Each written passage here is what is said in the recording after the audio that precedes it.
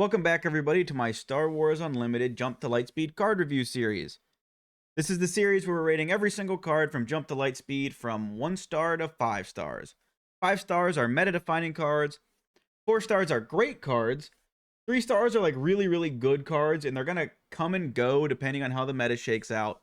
2-star cards are really niche cards, and also cards that are like we think are going to be good, but I have a feeling that they're going to fall out of favor. And 1-star cards are just bad cards. And if you've watched any of my other videos, this is going to follow the format that I did for the Vigilance video, where we're going to do a couple buckets of cards for the bad cards and then go into the cards that I think are worth talking about. And that's just going to save on editing time so I can actually get these videos out. So without further ado, into the card ratings. So the first bucket we have here are a bunch of 1-star cards. First up is Bunker Defender, 1 cost 2/1 Imperial Trooper with the conditional Sentinel if you control a vehicle. So my problem with this card is I actually think it would be kind of good if the Sentinel was permanent, not conditional, because in Tarkin, you could just Bunker Defender and then make like a 3/2 Sentinel. And that would be like kind of cool and unique.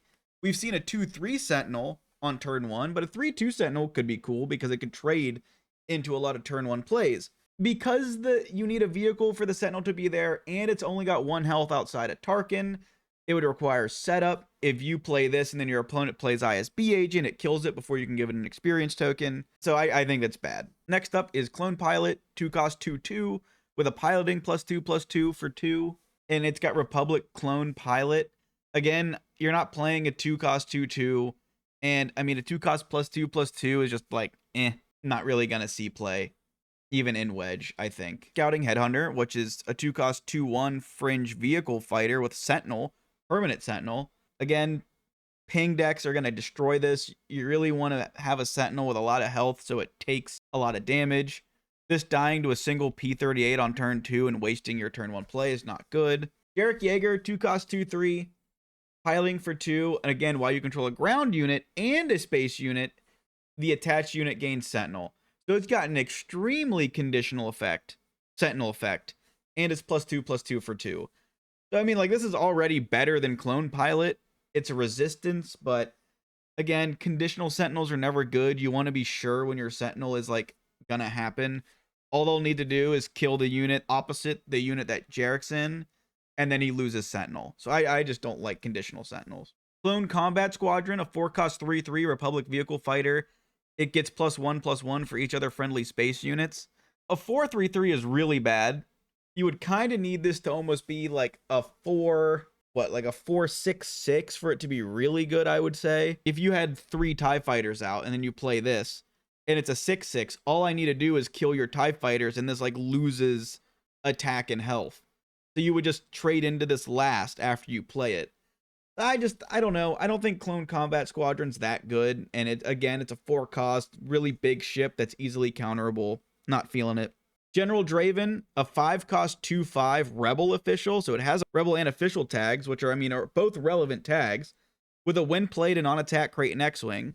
When you play General Draven, you get essentially 4/7 worth of stats for 5, but extremely slow 5. And it's split, and then on the next turn you attack, you keep creating X-Wing tokens. I don't think X-Wing tokens are that crazy that you want to drop this on 5. Like, there's so many other things that you're going to want to be doing with Draven.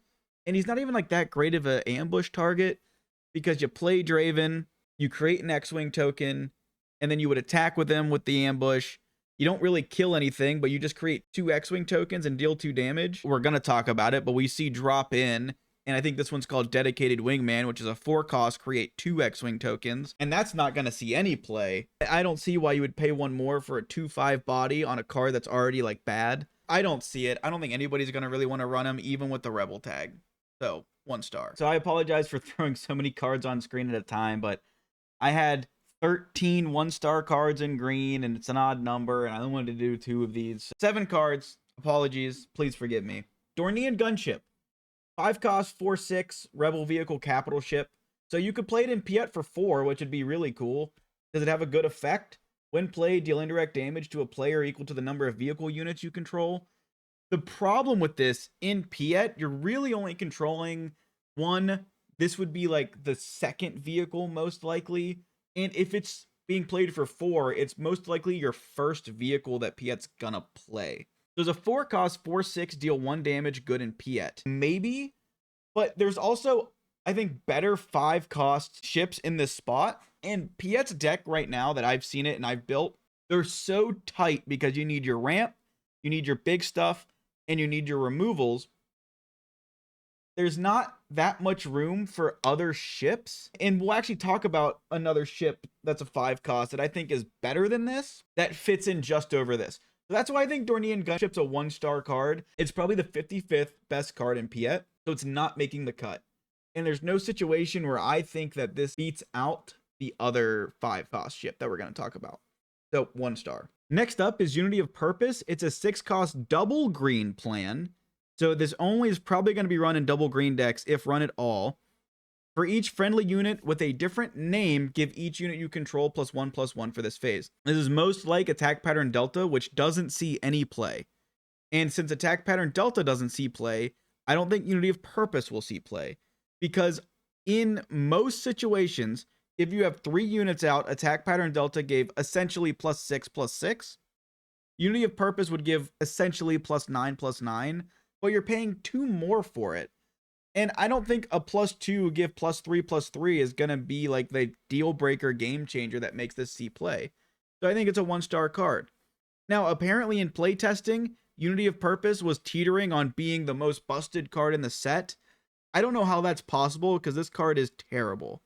I really hope somebody can make it work. I just don't see it. I would always run Attack Pattern Delta over this card. 1 star. Next up is Tandem Assault. 1 cost tactic. You get to attack with a space unit. If you do, attack with a ground unit, and then the ground unit gets +2/+0 for this attack. This card's most like Rebel Assault, but a lot worse because it's so much easier to build your deck around Rebels than it is to build your deck around having a space and ground unit. So with Tandem Assault, I don't see it seeing play like at all, because you would just run Rebel Assault if you're in Green Hero and you're running Rebels. If you're not running Rebels in Green Hero, you're probably playing like Poe, and in Poe, I actually think that Attack Run is better. Yes, it's only 2 space units. It's so much easier to do 2 space units than to like try and teeter space and ground. Yes, I know you can flip Poe out, but then you need to have deployed Poe and have a ready space unit to attack with. So like, I don't see it. Yes, Attack Run doesn't give the +2/+0, but it's so much easier to get off if you want to do the action cheating. So I think Tandem Assault's a 1-star. The next card is Dorsal Turret. It's a 1 cost modification and weapon. Not like those matter, but you attach it to a vehicle, and the vehicle gains when this unit deals combat damage to a unit while attacking, you get to defeat the unit. So the idea is you would like attach this to a TIE fighter, run it into a big ship, and ideally that ship would have been a Sentinel. TIE fighter kills it, and then you can like swing in with your big stuff. My only issue is if I attach Dorsal Turret to one of my units, that just puts a target on that unit for my opponent to kill it. Dorsal Turret doesn't give it any extra health. Typically, it's basically like a Vanquish. I think I just would rather run Vanquish. Yeah, I know that you could like combo this off with something else, but I just think you're going to play Dorsal Turret, your opponent's going to kill whatever you Dorsal Turret, and then you're just going to be sad. So I don't like my removal to be conditional, countered as easily. So 1 star. Next is All Wings Report In. It's a 1 cost plan. You get to exhaust up to 2 friendly space units, and for each unit you exhaust, you get to create an X-Wing token. I don't think there's a world where I want to exhaust my own stuff to just get more X-Wing tokens. It would make sense if you're like exhausting some small stuff to exploit. But again, am I really wanting to exhaust 2 units to lose all that tempo just to gain 2 X-Wing tokens? It could backfire so easily. I think All Wings Report In is just really bad. In Air Superiority, it's a 2 cost tactic. If you control more space units than your opponent, deal 4 damage to a ground unit. It's not that great because, I mean, it's a 1 cost open fire, but it's also conditional on you having more space units, and you can only hit ground units. So I don't really like that card either. And green does need the help in the removal territory. It's just bad. In Focus Fire, you get to choose a unit. Each friendly vehicle unit in the same arena deals damage equal to its power to that unit. Green still, like I said, doesn't have that great of removal. I think there's just better removal. I mean, you can throw down a bunch of these X-Wings with All Wings Report In and then Focus Fire them for 5. And then whatever 2 other space units that you've exhausted, you get their power. I just feel like you're better off running a different color and running a better removal spell than Focus Fire. Every card in this bucket is just really, really bad. And next up is 2-star cards. And these are Seasoned Fleet Admiral, 2-cost 1/4 Rebel Twi'lek official with a raid 1. When opponent draws 1 or more cards during the action phase, you may give an experience token to a unit. Reason why I give this 2 stars is because it's like a 1/4 raid 1, so it's kind of like a 2/4 as a turn 1 play. 4 health on turn 1 is kind of a lot. The raid is nice, and if your opponent's trying to do something funky with like Pershing, giving an experience token to this is actually really, really nice. And it's also a rebel, so maybe this fits into like a Sabine Green as a 2/4 rebel. Could take R2's place, maybe. I don't know. I just think that there's a little bit more to this card than initially meets the eye. Adept Arc 170, 4-cost, 3/4 Republic Vehicle Fighter with Restore 2. Only reason I put this here and not in 1-star is because I think Restore 2 is not that prevalent in green. If we're in a really aggro meta, maybe these green decks run it just to try and get some healing and a little bit of space combat. MC-30 Assault Frigate. This is the other 5-cost ship that I think is better than the one that we talked about earlier. 5/5 Overwhelm Raid 1 is just a little bit better than what the other one was, so that's why it's here. It's still maybe like the 52nd best card in Piet, and I think it could be cut almost, and it might be the first card cut in that deck. So I think it's just 2 stars. You can see it. It's kind of niche. Lightspeed Assault, again, defeat a friendly space unit, deal damage equal to its power to an enemy space unit. If you do, deal indirect damage equal to the enemy unit's power to its controller. I think this card is an interesting finisher. A lot of endgame closers are big capital ships. I don't know. It could just be like a cool finisher that people like splash in as like a one of somewhere in like a green deck. And Timely Reinforcements. This is a really good swarm card. It's a 5-cost, choose an opponent. For every 2 resources they control, you get to create an X-Wing token and it gets Sentinel for this phase. So it actually is a 5-cost on the turn that if you play this on curve, it's 2 X-Wing tokens with Sentinel.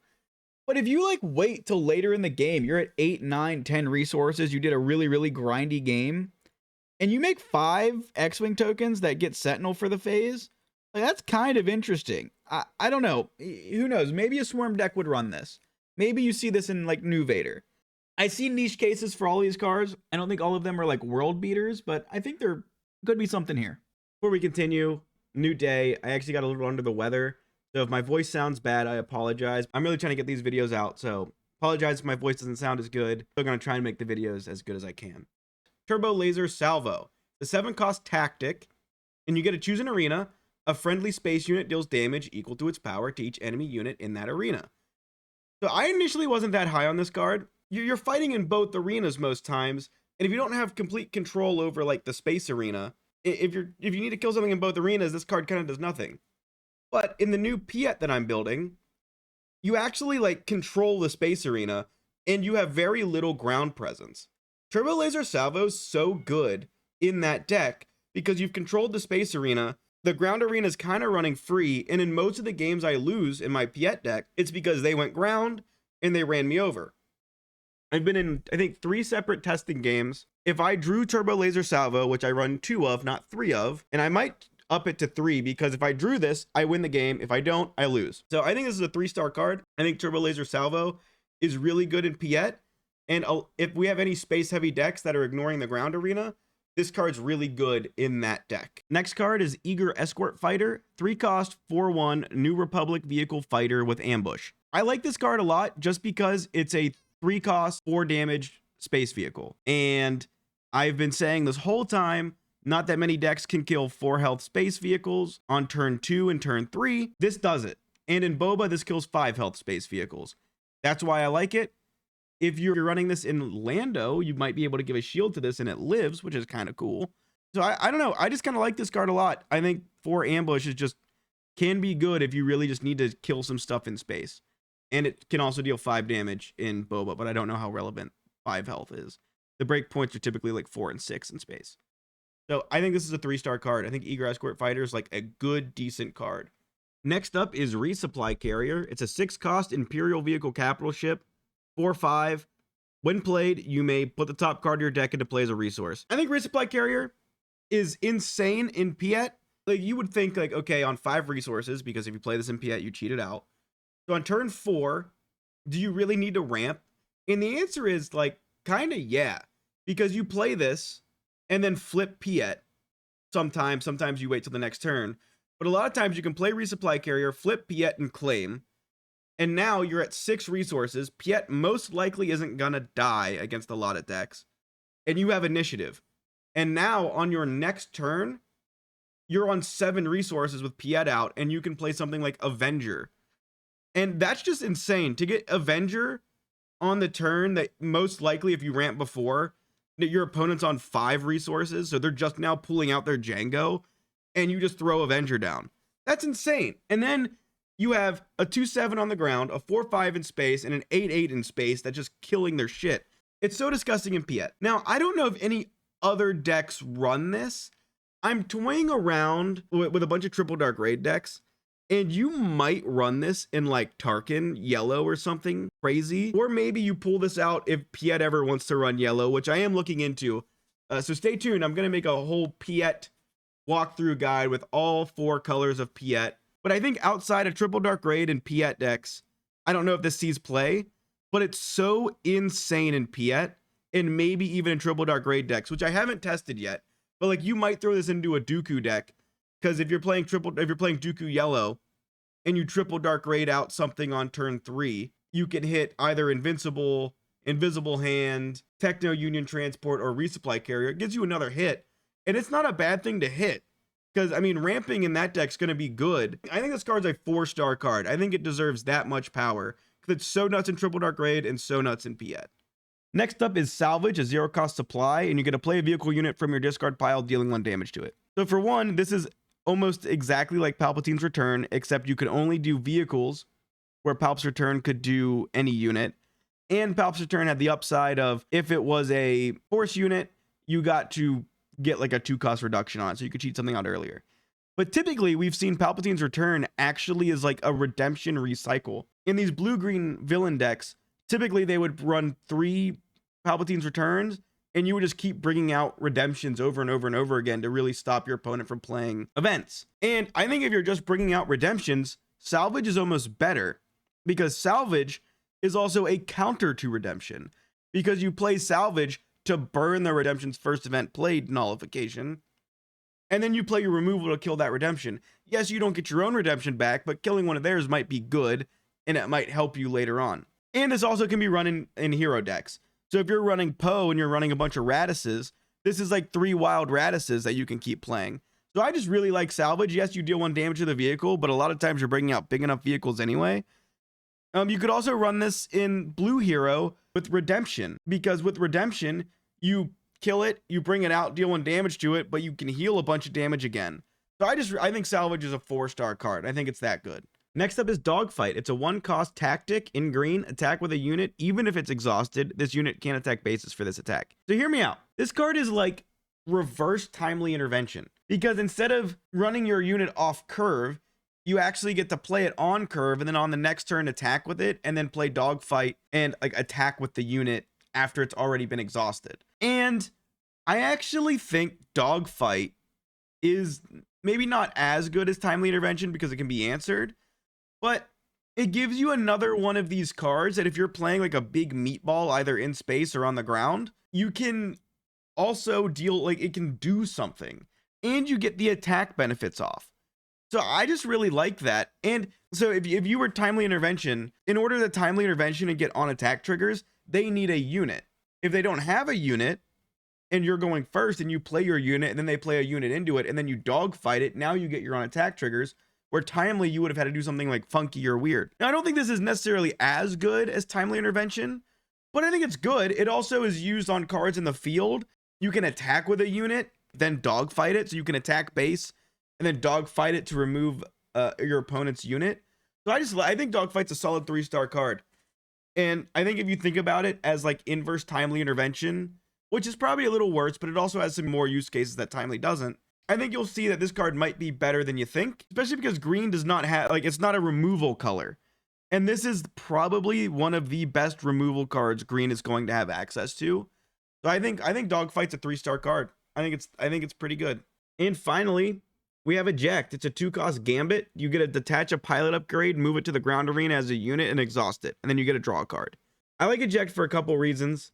One, you get to cheat out units early. So a lot of units, their piloting cost is less than their played cost. Like look at the new Vader unit. So you play Vader for 2 on turn 2, and then you eject it on turn 3, and you basically get a 7-cost unit for 2 resources, and you get a draw a card with it. I think that's great. I also think it's really good in like Vader Leader, because you deploy your Vader Leader onto one of its TIE fighters to make 2 TIE fighter tokens, attack with Vader, and then eject him to the ground, and now you have a big guy on the ground, and you have a bunch of stuff in space, so you're kind of threatening 2 arenas. Now let's talk about the obvious thing.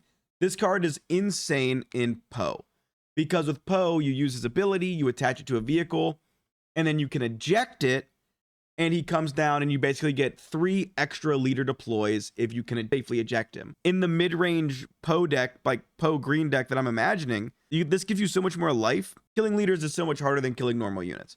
3 extra 4/6 leaders in a game, I think is just really, really good. There's one thing I want to talk about with Eject, because I think a lot of people might get this wrong if they don't hear it first. So imagine a scenario where you have played like Green Squadron A-Wing turn 1, and you've attached Luke Skywalker to it on turn 2.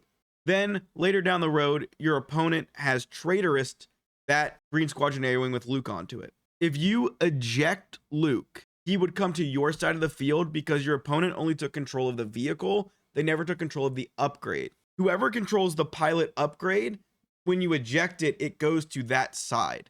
So even if your opponent traitorous or stole your Poe leader and you eject it, it comes to your side of the field.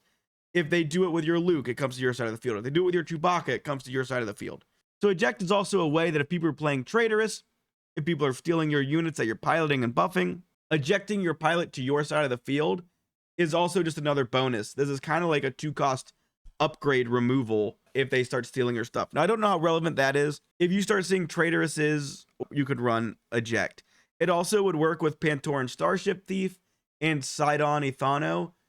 You eject them, it would go to your opponent's side of the field, because I would imagine you're doing this to like remove it from your guys. So you would remove it from your guys, you would get your ships back, or it would be on -2/-2. And just to clarify, even though both Pantoran Starship Thief and Sidon don't specifically say like piloting, it only cares about pilot upgrades, not the piloting keyword. So that's why it would work with them. I think Eject is a 4-star card. It has so many use cases, but I think it's the most powerful in Poe because you get the Eject. I don't know if you're going to run it in the other use cases I talked about, because its use is so narrow unless you're running enough pilots, which I don't think a lot of decks are going to do. I think Eject is a 4-star card because I think it makes Poe green insane, and it has a couple other synergies with like the cheating out big units early. So I think this is a 4-star card. And on to the roundup. It's a shame that Unity of Purpose is a bad card, but we do have about 6 meta relevant cards, and then I do think this 2-star batch is maybe one of the best 2-star batches I've seen, where I wouldn't be surprised if any of these cards like sneak into 3-star range. I just don't know if they're that powerful. And I mean, Resupply Carrier, Eject, Turbolaser Salvo, Salvage, Dogfight. I think all those cards are going to be all over the place. And with that, we've concluded another aspect color. We're done with command. We have cunning, aggression, and then I'm going to lump all of like the hero, villain, neutral into one video. Then we have bases and a top 10 list. So I do apologize. I know I wanted to get these out days ago, but getting sick and trying to actually play some Star Wars Unlimited has kind of gotten in the way. So everybody's aware, I am building decks and play testing them now. I don't want to try and give you guys decks I haven't played with. I'm refining decks right now, and I'll have a backlog of a bunch of decks that I can start doing deck reviews on once these card reviews are over. Stay tuned and subscribe to that if you're interested. I think the first deck review in the So You Pulled a Showcase series is probably going to be Piet, because I feel like a lot of people kind of understand Han and kind of understand Django, but I'm also going to be referring to Piet a lot. And I feel like showing you guys my Piet ideas and my Piet lists will give you an idea on what I expect that we are going to need to counter when we're going into a Piet matchup, which I think you're going to see a lot of. Thank you all so much for watching. Sorry my voice sounds terrible. I hope you all have a good day, and see ya.